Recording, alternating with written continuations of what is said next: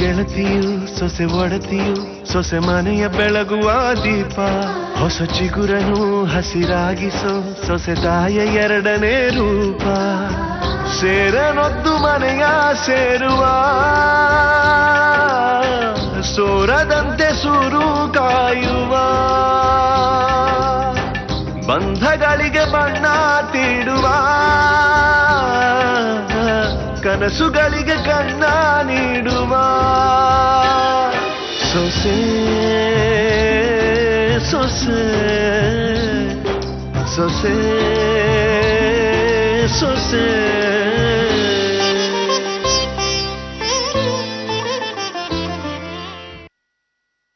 ಲಕ್ಷ್ಮಣ್, ಹಾ ಕೌನ್ಸಿಲಿಂಗ್ ಏನಾಯ್ತಂತೆ? ಒಂದಾಗ್ತಾರಂತ? ಬೇರೆ ಆದ್ರೂ ಅನ್ನೋ ಮಾತೆ ಬರೋ ಹಾಗಿಲ್ಲ ಕಣೋ. ನೀನೇನು ಯೋಚನೆ ಮಾಡಬೇಡ.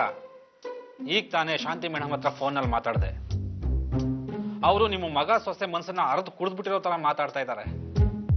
ಅಲ್ಲಿರೋದು ಒಂದು ಸಣ್ಣ ಈಗೋ ಒದ್ದಾಟವೇ ಹೊರತು ಪ್ರೀತಿ ಹೋಗೋ ಒದ್ದಾಟ ಅಲ್ಲ. ನಿಜ ಹೇಳ್ತಾ ಇದ್ದೇನೋ? ಯಾಕಪ್ಪ, ಲಾಯರ್ಗಳು ಮಾತಾಡೋದೆಲ್ಲ ಸುಳ್ಳು ಅನ್ನೋದೇ ನಿನ್ ಭಾವನೆನಾ? ಹಾಗಲ್ಲ ಕಣೋ, ನಾನು ಹೇಳೋದೇನು ಅಂದ್ರೆ, ನೀನು ಹೇಳೋದು ಏನು ಬೇಕಾಗಿಲ್ಲ. ನಾನು ಹೇಳೋದನ್ನ ಕೇಳಿಸ್ಕೊ. ನಿನ್ನ ಮಗ ಸೊಸೆ ಒಂದಾಗ್ತಾರೆ. ಅವರಿಬ್ರಲ್ಲೂ ಒಳ್ಳೆ ಫೀಲಿಂಗ್ಸ್ ಇದೆ. ಸಂಬಂಧಗಳನ್ನ ಅರ್ಥ ಮಾಡ್ಕೊಳ್ಳೋ ಗುಣನೂ ಇದೆ. ಪ್ರೀತಿ ಅನ್ನೋದು ಇವತ್ತು ಅವ್ರ ಮನಸ್ಸಿನಲ್ಲಿ ಜೀವಂತವಾಗಿದೆ ಕಣ. ಅಷ್ಟೇ ಅಲ್ಲ, ಅದನ್ನ ಯಾವತ್ತೂ ಉಳಿಸ್ಕೋಬೇಕು ಅನ್ನೋ ಆಸೆ ಇಬ್ರಲ್ಲೂ ಇದೆ ಅನ್ನೋದು ಶಾಂತಿಯವರ ಅಭಿಪ್ರಾಯ. ವಿವೇಕ, ಒಂದು ಮಾತಂತೂ ನಿಮ್ ಸೊಸೆ ಬಗ್ಗೆ ಹೇಳಲೇಬೇಕು ಕಣ. ನಿಮ್ ಅತ್ತೆ ಮನೆ ಕಡೆಯಿಂದ ಏನಾದ್ರೂ ಪ್ರಾಬ್ಲಮ್ ಅಂತ ಶಾಂತಿಯವರು ಅವ್ರನ್ನ ಕೇಳಿದ್ರಂತೆ. ಅದಕ್ಕೆ ನಿಮ್ ಸೊಸೆ ಕೊಟ್ಟ ಉತ್ತರ ಏನ್ ಗೊತ್ತಾ? ಏನು? ಅಂತ ಅತ್ತೆ ಮನೆ ಸಿಗೋದಕ್ಕೆ ನಾನು ಪುಣ್ಯ ಮಾಡಿದ್ದೆ. ಆ ಮನೇಲಿರೋರೆಲ್ಲ ತುಂಬಾ ಒಳ್ಳೆಯವರು, ಮತ್ತೊಬ್ಬರಿಗೆ ಪ್ರೀತಿ ಕೊಡೋರು ಅಂದ್ರಂತೆ. ನನ್ನ ಹಣೆ ಬರ, ನಾನೇ ಆ ಮನೆಗೆ ಸರು ಹೋಗ್ಲಿಲ್ಲ ಅಂತ ಕಣ್ಣೀರ್ ಹಾಕೊಂಡ್ರಂತೆ ಕಣೋ. ಅಂತ ಒಳ್ಳೆ ಹೃದಯದಲ್ಲಿ ಕೆಟ್ಟದನ್ನ ಹುಡುಕೋ ಮನಸ್ಸು ನನ್ನ ಮಗನಿಗೆ ಯಾಕೆ ಬಂತೋ ಅದೇ ಗೊತ್ತಾಗ್ತಿಲ್ಲ ಲಕ್ಷ್ಮಣ್. ಅದೇ ಬೇಜಾರಾಗ್ತಿರೋದು. ನನಗನ್ಸುತ್ತೆ ಕಣೋ, ನಿನ್ ಮಗನ ಮನಸ್ಸನ್ನ ಯಾರೋ ಕೆಡಿಸಿದ್ದಾರೆ ಅಂತ. ಇಲ್ಲ ಅಂದ್ರೆ ಅವನೇ ಹಾಗಾಡ್ತಿದ್ದ. ಆ ಮನೆ ಹಾಳ್ರು ಎಲ್ಲಿದ್ದಾರೋ ಏನೋ, ಸಿಕ್ಕಿದ್ರೆ ಕತ್ತರ್ಸ್ ಹಾಕ್ಬಿಡ್ತೀನಿ. ಅಲ್ಲ ವಿವೇಕ, ನಾನು ಹೀಗೆ ಹೇಳ್ತಂತ ಬೇಜಾರು ಮಾಡ್ಕೋಬೇಡ. ಅಂತ ಮನೆ ಹಾಳ್ರು ನಿಮ್ ಮನೇಲಿ ಯಾರು ಇಲ್ಲ. ಏ ಲಕ್ಷ್ಮಣ್, ನೀನು ಈ ಪ್ರಶ್ನೆ ನಮ್ದು ಒಗ್ಗಟ್ಟು ಕುಟುಂಬ ಕಣ. ಇಲ್ಲಿ ಪ್ರೀತಿನ ಕೊಡೋರು ತಗೊಳ್ಳೋರು ಇದ್ದಾರೆ ಹೊರತು ತಡೆಯೋರು ಒಡೆಯೋರು ಯಾರೂ ಇಲ್ಲ. ಸರಿ ಬಿಡು. ಅಂತ ಒಳ್ಳೆ ಮನೆಗೆ ಕೀರ್ತಿ ಅಂತ ಒಳ್ಳೆ ಸೊಸೆ ಸಿಕ್ಕಿರೋದು ನಿನ್ನ ಅದೃಷ್ಟ. ನಿಮ್ ಮಗ ಸೊಸೆ ಒಂದಾಗೋ ದಿನ ಹತ್ರ ಬಂತು ಅನ್ಕೋ, ಸಮಸ್ಯೆ ಸಾಲ್ವ್ ಆಯ್ತೋ.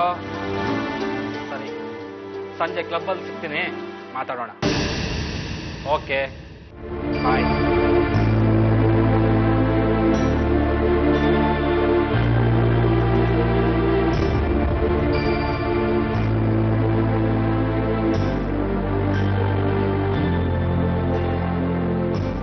ಲೇ ಶಾರದಾ, ಆಗ್ತಾ ಇರೋದನ್ನೆಲ್ಲ ಮೇಲ್ಗಡೆಯಿಂದನೇ ಕುತ್ಕೊಂಡು ನೋಡ್ತಾ ಇದೆಯಾ ಅಲ್ವಾ? ಅದ್ಯಾರೇ ನಿನ್ನ ಮಗನ ಮನಸ್ಸನ್ನ ಕೆಡಿಸ್ತಾ ಇರೋದು? ಅದು ಬೇರೆ, ನಿಮ್ಮ ಮನೆಯಲ್ಲೇ ಆ ವ್ಯಕ್ತಿ ಇದರ ನೋಡು ಅಂತ ನನ್ನ ಸ್ನೇಹಿತ ಹೇಳ್ತಾ ಇದ್ದ. ಆ ರೀತಿ ಮನಸ್ಸನ್ನ ಕೆಡಿಸೋರು ನಮ್ಮ ಮನೆಯಲ್ಲಿ ಇರೋದಕ್ಕೆ ಸಾಧ್ಯನಾ? ಸಾಧ್ಯನಾ ಅನ್ನೋ ಪ್ರಶ್ನೆ ನಿಮ್ ಮನ್ಸಲ್ಲಿ ಬರೋ ತನಕ ನಾನು ಸೇಫ್. ಆದ್ರೆ ಇದ್ದಕ್ಕಿದ್ದಾಗೆ ಈ ಪ್ರಶ್ನೆ ತಂದು ಎದುರುಗಡೆ ಇಟ್ಟವ್ರು ಯಾರು? ಆ ವಿಷಯ ಇರಲಿ, ಆದ್ರೆ ನನ್ನ ಸ್ನೇಹಿತ ಹೇಳಿದ ಮಾತು ಕೇಳಿ ನನಗೆ ತುಂಬಾ ಸಂತೋಷ ಆಯ್ತು. ರಾಘವ ಕೀರ್ತಿ ಇಬ್ರಲ್ಲೂ ಒಳ್ಳೆ ಫೀಲಿಂಗ್ಸ್ ಇದೆಯಂತೆ. ಸಂಬಂಧಗಳನ್ನ ಅರ್ಥ ಮಾಡ್ಕೊಳ್ಳೋ ಗುಣ ಇದೆಯಂತೆ. ಪ್ರೀತಿ ಅನ್ನೋದು ಅವ್ರ ಮನಸ್ಸಿನಲ್ಲಿ ಇವತ್ತು ಜೀವಂತವಾಗಿದೆಯಂತೆ. ಅಷ್ಟೇ ಅಲ್ಲ, ಅದು ಶಾಶ್ವತವಾಗಿರಬೇಕು ಅನ್ನೋ ಆಸೆನೂ ಇದೆಯಂತೆ. ಇದಕ್ಕಿಂತ ಇನ್ನೇನ್ ಬೇಕು? ಹಾಗಾದ್ರೆ ಬೇರೆ ಆಗ್ಬೇಕಾಗಿರೋ ಇಬ್ರು ಒಂದಾಗ್ತಿದಾರಾ? ನನ್ನ ಅತ್ತೆ ಮಾವ ದೇವರಿದ್ದ ಹಾಗೆ. ಆ ಮನೇಲಿರೋರು ಎಲ್ಲರೂ ಒಳ್ಳೆಯವರು. ನನ್ನ ಹಣೆ ಬರ, ನಾನು ಆ ಮನೆಗೆ ಹೊಂದ್ಕೊಳಕ್ಕಾಗಿಲ್ಲ ಅಂತ ಕೀರ್ತಿ ಕಣ್ಣೀರಿಟ್ಲಂತೆ. ಅವರಿಬ್ರು ಒಂದಾಗೇ ಆಗ್ತಾರೆ. ನಿನ್ನ ಸೊಸೆ ಮತ್ತೆ ಈ ಮನೆಗೆ ಬಂದು ಸಂಸಾರ ಮಾಡೇ ಮಾಡ್ತಾಳೆ. ದೂರ ಆಗ್ತೀನಿ ಅಂತ ಹೋದವರು ಮತ್ತೆ ಒಂದಾಗೆ ಆಗ್ತಾರೆ. ಅದೇ ಸಂತೋಷ.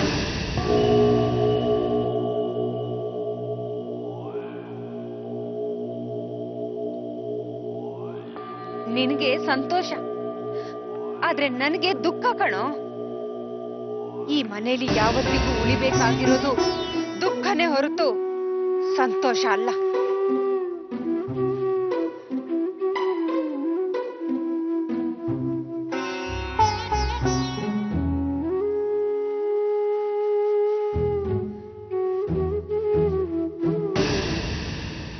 ಗಾಯತ್ರಿ, ನಾನು ಬಂದೆ.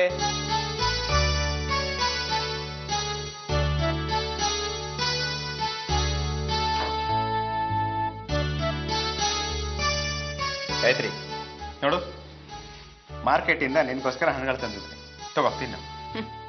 ಹೆಣ್ಣಿನ ಮನ್ಸನ್ನೇ ಅರ್ಥ ಮಾಡ್ಕೊಳ್ದೆ ಇರೋರು ಹಣ್ಣು ತಂದ್ರೆಷ್ಟು ಬಿಟ್ರೆಷ್ಟು. ಯಾಕೆ ತರ್ಲಿ? ಈಗ ಕೋಪ ಮಾಡ್ಕೊಳ್ಳೋಂಥದ್ದು ಏನಾಯ್ತು? ಈಗ ಈ ಮನೆಯಲ್ಲಿರೋ ಪ್ರತಿಯೊಬ್ಬರಿಗೂ ಕಣ್ಣಿದೆ, ಯಾರು ಕುರುಡ್ರಲ್ಲ. ಏನಾಗ್ತಿದೆ ಅಂತ ಎಲ್ರಿಗೂ ಕಾಣಿಸ್ತಾ ಇದೆ. ನಾನೇನು ಅದನ್ನ ಬಾಯಿ ಬಿಟ್ಟು ಹೇಳ್ಬೇಕಾಗಿಲ್ಲ. ನೋಡು ಗಾಯತ್ರಿ, ವಿನಾಕಾರಣ ಕೋಪ ಮಾಡ್ಕೊಳ್ಳೋದ್ರಲ್ಲಿ ಅರ್ಥ ಇಲ್ಲ. ಮೊದಲು ಹಣ್ಣುಗಳು ತಿನ್ನು, ಆಮೇಲೆ ಆರಾಮಾಗಿ ಕೂತ್ಕೊಂಡು ಮಾತಾಡ. ಕಣ್ಣೀರ್ ಕಣ್ಮುಂದೆ ಇರುವಾಗ ಯಾರಿಗಾದ್ರೂ ಹೊಟ್ಟೆ ಹಸಿಯೋದಕ್ಕೆ ಸಾಧ್ಯನಾ? ಹಸುವಿದ್ರು ಅದು ಹಿಂಗೋಗುತ್ತೆ. ಗಾಯತ್ರಿ ಗಾಯತ್ರಿ, ಈಗ ಅಂತದ್ದೇನಾಯ್ತು? ಇನ್ನೇನಾಗ್ಬೇಕು? ಮನ್ಸಿಗೆ ನೆಮ್ಮದಿ ಇಲ್ಲ. ನಿಮ್ಮನ್ನ ನೋಡಿದ್ರೆ ಒಬ್ಬ ಸ್ವಾರ್ಥಿನ ನೋಡ್ದಾಗ ಆಗತ್ತೆ. ನಾನಾ ಸ್ವಾರ್ಥಿನ? ಹೌದು, ಮತ್ತೆ ನೀವಾಯ್ತು. ನಿಮ್ ಹೆಂಡತಿ ತಿನ್ನೋದಾಯ್ತು, ನನ್ನ ಹೊಟ್ಟೆಯಲ್ಲಿರೋ ಕಂದನ ಆರೋಗ್ಯ ಆಯ್ತು. ಅದ್ ಬಿಟ್ಟು ಬೇರೆ ಏನ್ ಯೋಚನೆ ಮಾಡಿದ್ದೀರಾ ನೀವು?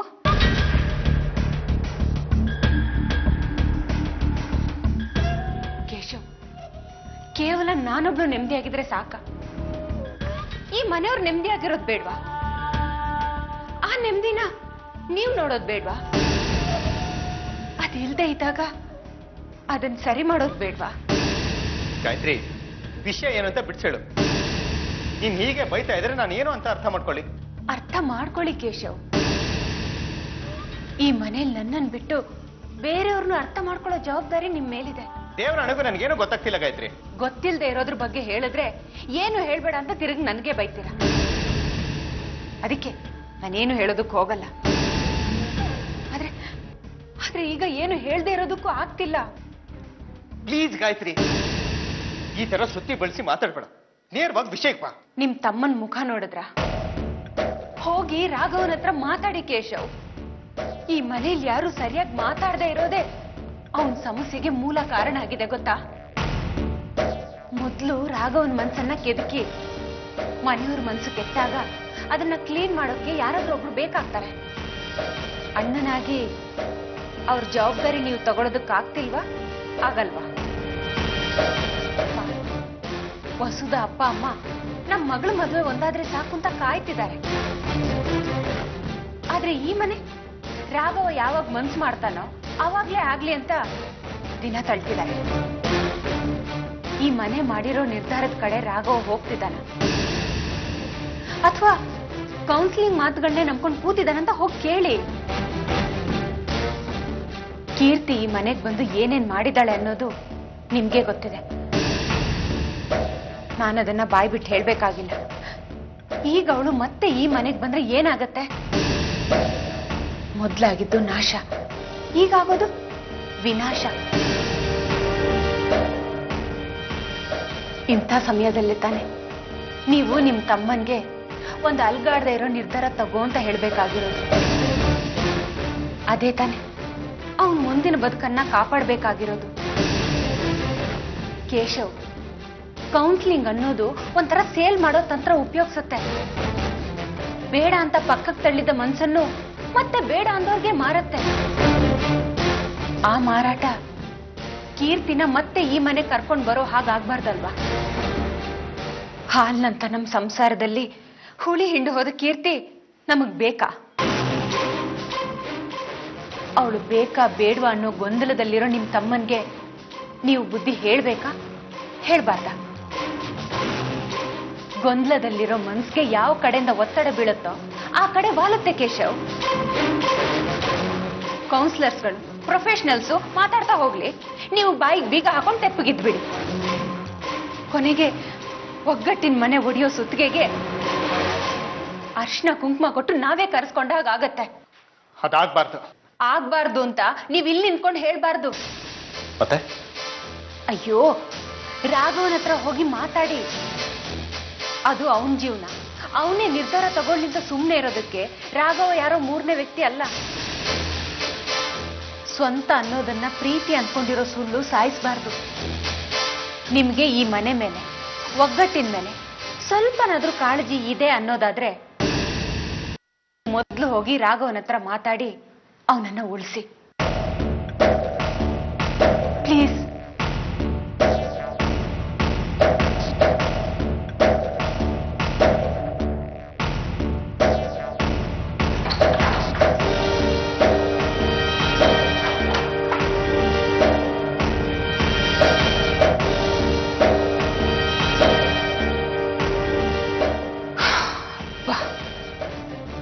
ಹಾಳು ಮಾಡೋ ಕೆಲ್ಸಕ್ಕೂ ಒಂದ್ ಮನ್ಸನ್ನ ರೆಡಿ ಮಾಡೋದಕ್ಕೆ ಇಷ್ಟೊಂದು ಗಂಟ್ಲು ಒಣಗಿಸ್ಕೋಬೇಕಾ? ಅಲ್ಲ, ನಾನು ಇಷ್ಟೆಲ್ಲ ಹೇಳಿದ್ಮೇಲೆ ಈ ಪ್ರಾಣಿ ಹೋಗಿ ರಾಘವನ್ ಹತ್ರ ಮಾತಾಡತ್ತ? ನೀನು ಆಲ್ರೆಡಿ ಡಿಸ್ಟರ್ಬ್ ಆಗಿದೆಯಾ?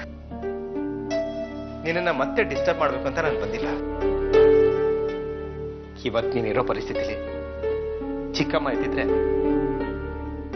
ನಿಜವಾಗ್ಲೂ ನೀನು ತುಂಬಾ ಸಮಾಧಾನ ಹೇಳಿರೋರು.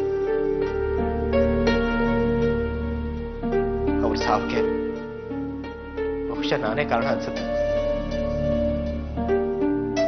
ಚಿಕ್ಕಮ್ಮನ ಅಸ್ತಮ ಔಷಧಿನ ನಾನೇ ತಗೊಂಡೋಗಿ ಅವ್ರ ಕೈ ಕೊಟ್ಟಿದ್ದಿದ್ರೆ ಇಂಥ ಅವಾಂತರ ಆಗ್ತಾ ಇರಲಿಲ್ಲ.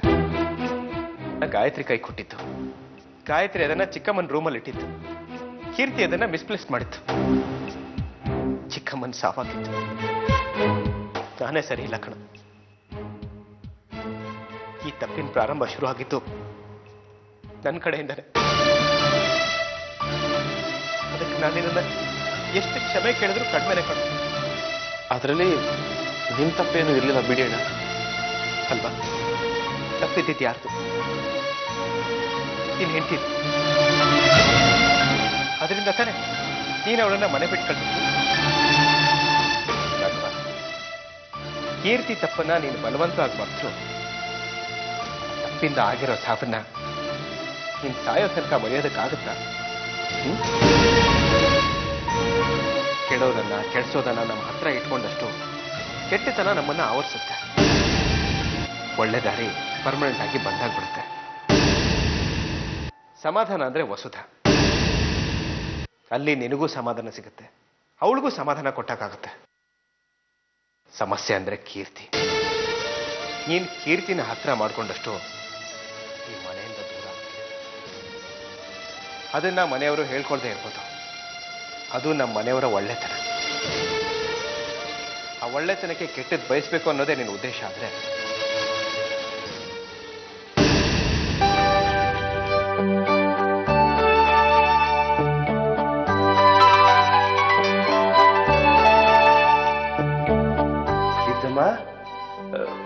ಯಾಕೆ ಇಷ್ಟೊತ್ತಲ್ಲಿ ಫೋನ್ ಮಾಡಿದ್ದೀರಾ? ಹಾಸ್ಟೆಲಲ್ಲಿ ಏನಾದ್ರು ಪ್ರಾಬ್ಲಮ್? ಇಲ್ಲ ಅಣ್ಣ. ನೀವು ಇಷ್ಟೊತ್ತಲ್ಲಿ ಫೋನ್ ಮಾಡಿದ್ರಲ್ಲ ಅದಕ್ಕೆ ಭಯ ಆಯ್ತು. ಅಣ್ಣ, ನಾನಂತೂ ಸಂತೋಷನ ಹಂಚ್ಕೊಳ್ಳೋದಕ್ಕೆ ನಿಮಗೆ ಫೋನ್ ಮಾಡಿದೀನಿ. ಸಂತೋಷನಾ? ಏನಮ್ಮ ಅದು? ನಾನು ಆದಷ್ಟು ಬೇಗ ಒಗ್ಗಟ್ಟು ಕುಟುಂಬಕ್ಕೆ ಸೇರ್ಕೋತೀನಿ ಅಂತ ನನ್ಗನ್ನಿಸ್ತಾ ಇದೆ. ಅಯ್ಯೋ, ನಿಮ್ ಬಾಯಿಗೆ ಸಕ್ಕರೆ ಹಾಕ. ಎಂಥ ಮಾತು ಹೇಳಿದ್ರಮ್ಮ. ಅಂತೂ ಈ ಮನೆ ಕಡೆ ತಿರುಗಿ ನೋಡ್ಬೇಕು ಅಂತ ಅನ್ನಿಸ್ತಲ್ಲ. ಅಣ್ಣ, ನನ್ ಜೀವ ಇರೋವರೆಗೂ ಅಲ್ಲೇ ಇರ್ಬೇಕು ಅನ್ನೋದೇ ನನ್ನ ಆಸೆ. ಆದ್ರೆ ರಾಘವ್ ಪಾಲಿಗೆ ನಾನೇನು ಅನ್ನೋದು ನನಗೆ ಅರ್ಥ ಆಗ್ಬೇಕಾಗಿತ್ತು. ಅವರು ಅದನ್ನ ಅರ್ಥ ಮಾಡ್ಕೋಬೇಕಾಗಿತ್ತು. ಅದಕ್ಕೆ ಇಷ್ಟ ದಿನ ಕಾದೆ. ಅಂದ್ರೆ ಈಗ ನೀವು ರಾಘವನ್ ಜೊತೆ ಮಾತಾಡ್ಬೇಕಿರ್ತಮ್ಮ? ನಾವಿಬ್ರು ಮಾತಾಡಕ್ ನಿಂತ್ರು ನಮ್ಮಲ್ಲಿದ್ದ ಸಣ್ಣ ಸಣ್ಣ ಅಹಂಕಾರಗಳು ನಮ್ಮನ್ ಮಾತಾಡಕ್ ಎಲ್ ಬಿಡ್ತಿತ್ತು ಅಣ್ಣ. ಕೊನೆಗೂ ನಮ್ಮ ಅಹಂಕಾರ ಏನು, ನಾವ್ ಎಲ್ ತಪ್ಪು ಮಾಡಿದ್ವಿ ಅನ್ನೋದನ್ನ ಹೇಳೋದಕ್ಕೆ ಮೂರನೇವರೇ ಬೇಕಾಯ್ತು. ಶಾಂತಿ ಅವ್ರು ಸಿಕ್ಕಿದ್ದು ನಿಜಕ್ಕೂ ಒಳ್ಳೇದಾಯ್ತಣ್ಣ. ಕೌನ್ಸಿಲಿಂಗ್ ಅಲ್ಲಿ ನಮ್ಮ ಮನ್ಸಲ್ಲಿರೋದನ್ನ ಹೊರಗೆ ಹಾಕೋದಿಕ್ಕೆ ಒಂದ್ ಒಳ್ಳೆ ವೇದಿಕೆ ಸಿಕ್ಕಾಗಾಯ್ತು. ನಮ್ಮಿಬ್ರು ಮಾತನ್ನ ಕೇಳೋ ಕಿವಿಗೆ ಒಳ್ಳೆ ಮನ್ಸಿತ್ತು. ಆ ಕಾರಣದಿಂದಾನೇ ನೋಡಿ ಇವತ್ತು ನಾವು ಈ ಹಂತಕ್ಕೆ ಬಂದು ನಿಂತಿದ್ದೀವಿ. ಯಾವಂತ? ನಾಳೆ ಕೌನ್ಸಿಲಿಂಗ್ ಕೊನೆ ಹಂತ ಅಣ್ಣ. ಕೇಳೋ ಕೊನೆ ಪ್ರಶ್ನೆಗಳು ಬಾಕಿ ಇದೆ. ಅದಕ್ಕೆ ಉತ್ತರ ಕೊಟ್ಮೇಲೆ ನಾನಂತೂ ನೇರವಾಗಿ ರಾಘವ್ ಜೊತೆ ಒಗ್ಗಟ್ಟು ಕುಟುಂಬ ಸೇರ್ಕೊಂಡ್ಬಿಡ್ತೀನಿ.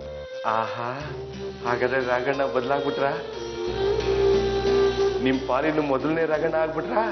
ಅಯ್ಯೋ, ಬದಲಾಗಿಲ್ಲ ಅಣ್ಣ. ಚಿನ್ನದ ಮೇಲೆ ಹಿತ್ತಾಳೆ ಗುಣ ಆವರಿಸ್ಕೊಂಡ್ಬಿಟ್ಟಿತ್ತು. ನಿಜವಾದ ರಾಘವು ಎಲ್ಲೋ ಕಳ್ದು ಹೋಗ್ಬಿಟ್ಟಿತ್ತು. ಆದ್ರೆ ಕೌನ್ಸಿಲಿಂಗ್ ಮಾಡೋರು ಅವರನ್ನ ಅವ್ರಿಗೆ ಹುಡುಕೊಟ್ಟಿದ್ದಾರೆ ಅಷ್ಟೇ. ಒಳ್ಳೇದಾಯ್ತು ಬಿಡು ಕೀರ್ತಮ್ಮ. ಅಷ್ಟೇ ಅಲ್ಲ ಅಣ್ಣ, ನಿನ್ಗೆ ಯಾವತ್ತಿದ್ರೂ ಒಳ್ಳೇದೇ ಆಗತ್ತೆ ಅಂತ ಶಾಂತಿ ಅವ್ರು ಹೇಳಿದ್ರು. ರಾಘವ ಆಡಿದ ಮಾತುಗಳಲ್ಲಿ ಮೇಲೆ ಸಿಟ್ಟಿದ್ರು ಒಳಗಿದ್ದಿದ್ದು ಪ್ರೀತಿ ಅಂತೆ. ಎಲ್ಲೂ ರಾಘವ್ ನನ್ನ ಬಗ್ಗೆ ಕೆಟ್ಟದಾಗಿ ಮಾತಾಡಿಲ್ವಂತಣ್ಣ. ಒಟ್ನಲ್ಲಿ ನಾಳೆ ನನ್ನ ಹಳೆ ರಾಘವ್ ನನಗೆ ಸಿಗ್ತಾರೆ. ನಿಮ್ಗೆ ರಾಘಣ್ಣ ಸಿಗ್ತಾರೆ, ನೀವು ಈ ಮನೆಗೆ ಸಿಗ್ತೀರಾ. ಇದಕ್ಕಿಂತ ಸೌಭಾಗ್ಯ ಇನ್ನೇನ್ ಬೇಕು ಕೀರ್ತಮ್ಮ? ದೇವ್ರ ಮುಂದೆ ನಿಂತು ಇವ್ರಿಬ್ರು ಒಂದು ಮಾಡಪ್ಪ ಅಂತ ಅದೆಷ್ಟು ದೇವ್ರ ಹತ್ರ ಹರಕೆ ಹೊತ್ತಿದೀನೋ ಆ ದೇವ್ರಿಗೆ ಗೊತ್ತು. ಎಲ್ಲ ಗೊತ್ತಿರೋ ದೇವ್ರು ಯಾವತ್ತು ಬಾಯಿ ಬಿಡಲ್ಲ ನೋಡಿ ಅಣ್ಣ. ಬಿಟ್ರೆ ಅವನ್ಗೆಲ್ಲಮ್ಮ ಬೆಲೆ ಇದೆ. ಹೇಳ್ದೆ ಕಾಯೋನು ದೇವ್ರು, ಹೇಳ್ಬಾರ್ದನ್ನೆಲ್ಲ ಹೇಳ್ತಾ ಕಾಡೋರು ಯಾರು? ಅದೇಮ್ಮ, ಬೆಳಿಗ್ಗೆದ್ದು ಟಿವಿನಲ್ಲಿ ಭವಿಷ್ಯ ಹೇಳ್ತಾರಲ್ಲ ಅವರು. ಸರಿ ಅಣ್ಣ, ನಾನೀಗ ಹೋಗಿ ನೆಮ್ಮದಿಯಾಗಿ ನಿದ್ದೆ ಮಾಡ್ತೀನಿ. ಯಾಕಂದ್ರೆ ನಾಳೆ ಅನ್ನೋದು ನನ್ನ ಪಾಲಿಗೆ ತುಂಬಾ ಮುಖ್ಯವಾದ ದಿನ. ಆಯ್ತಮ್ಮ, ನಾನು ಈಗಲೇ ಹೋಗಿ ತಟ್ಟೆಲ್ಲ ರೆಡಿ ಮಾಡ್ಕೊಡ್ತೀನಿ. ಅಯ್ಯೋ ಅಣ್ಣ, ಇನ್ನೂ ಊಟ ಆಗಿಲ್ವಾ ನಿಮ್ದು? ಊಟದ ತಟ್ಟೆ ಅಲ್ಲಮ್ಮ, ಮತ್ತೆ ಆರ್ತಿ ತಟ್ಟೆ. ಆಸ್ತಿ ತಟ್ಟೆ ಯಾಕಣ್ಣ? ನಾಳೆ ನೀವು ರಾಘಣ್ಣನ ಜೊತೆ ಬರ್ತಿರಲ್ಲ, ನಿಮಗ್ ದೃಷ್ಟಿ ತೆಗಿಬೇಕಲ್ಲ, ಅದಕ್ಕೆ ಆರ್ತಿ ತಟ್ಟೆನ ರೆಡಿ ಮಾಡ್ಕೊತೀನಿ ಎಂದೆ. ಸರಿ ಅಣ್ಣ. ಸರಿ ಅಮ್ಮ, ಒಳ್ಳೇದಾಗ್ಲಿ. ಗುಡ್ ನೈಟ್ ಅಣ್ಣ. ಆಯ್ತಮ್ಮ, ಒಳ್ಳೇದಾಗ್ಲಿ.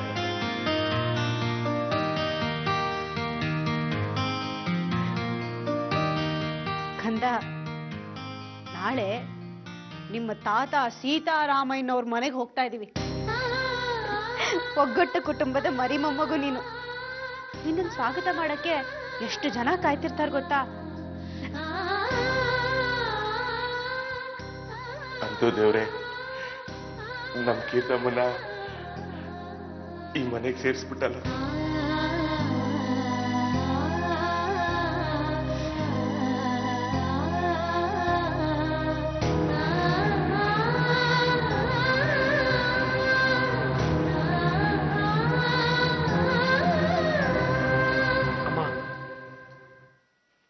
ಇವತ್ತು ನನ್ನ ಜೀವನದಲ್ಲಿ ಅಗ್ನಿ ಪರೀಕ್ಷೆ.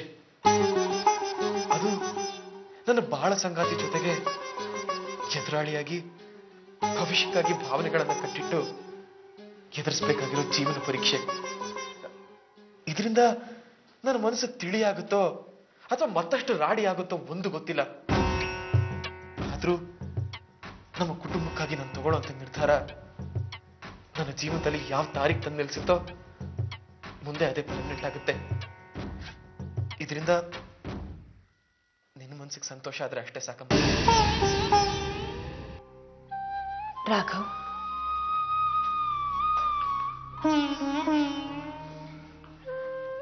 ನೀನ್ ಯಾರ ಮನ್ಸಿಗೂ ದುಃಖ ಕೊಡೋಣಲ್ಲ, ಎಲ್ರಿಗೂ ಸಂತೋಷ ಕೊಡೋಣ. ಅತ್ತೆಯವರ ಆಶೀರ್ವಾದದಿಂದ ಎಲ್ಲ ಒಳ್ಳೇದಾಗತ್ತೆ. ಆಗೋ ಕೆಲಸ ಒಳ್ಳೇದಾಗ್ಲಿ ಅಂತ ದೇವ್ರ ಹತ್ರ ಬೇಡ್ಕೊಂಡು ಎತ್ತಿದ ಆರತಿ ನಿನ್ನೆಯಿಂದ ನಿನಗೋಸ್ಕರ ಉಪವಾಸ ಇದ್ದು ಶ್ರದ್ಧೆಯಿಂದ ಪೂಜೆ ಮಾಡಿ ಬೆಳಗಿದ ಆರತಿ. ರಾಘವ, ತಗೋ, ಒಳ್ಳೇದಾಗುತ್ತೆ. ಸೊಸೆ